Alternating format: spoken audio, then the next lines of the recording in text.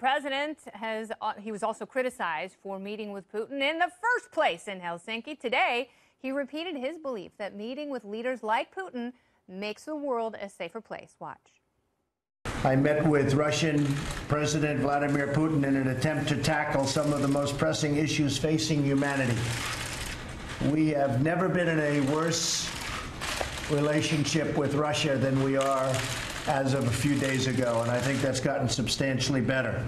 And I think it has the possibility of getting much better. And I used to talk about this during the campaign.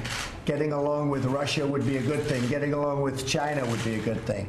Not a bad thing, a good thing. In fact, a very good thing. We're nuclear powers, great nuclear powers. Russia and us have 90% of the nuclear weapons. So I've always felt getting along is a positive thing. All right, so should the president trust Vladimir Putin at all?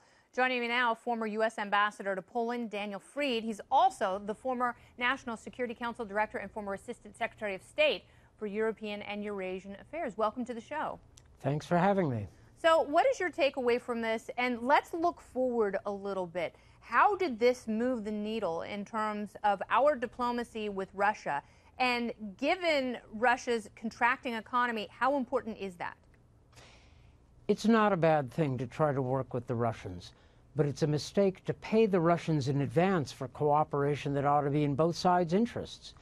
I don't understand why our president didn't draw clear lines and call out the Russians, call out Putin for their bad behavior, their aggression in Ukraine, their meddling in our elections and in European elections.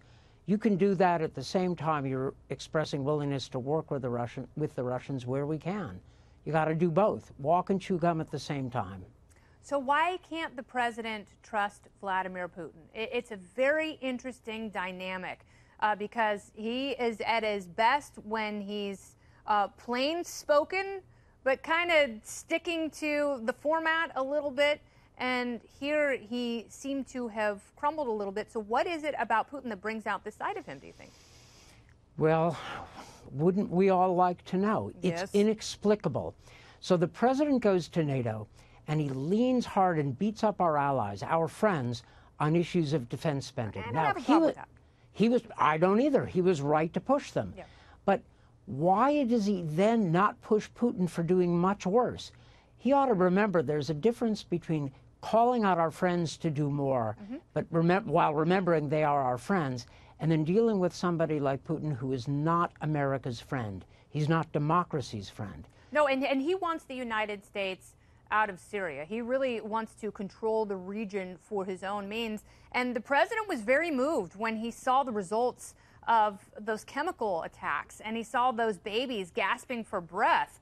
And that's why he rained, 6 missiles down on that Syrian air base. Do you think that Russia was involved in that or any other chemical attacks, directly or indirectly, in Syria? Russia supports Assad, and therefore they are responsible for making it possible for Assad to do these horrible things. I remember when President Trump took those moves. That was a good thing to do.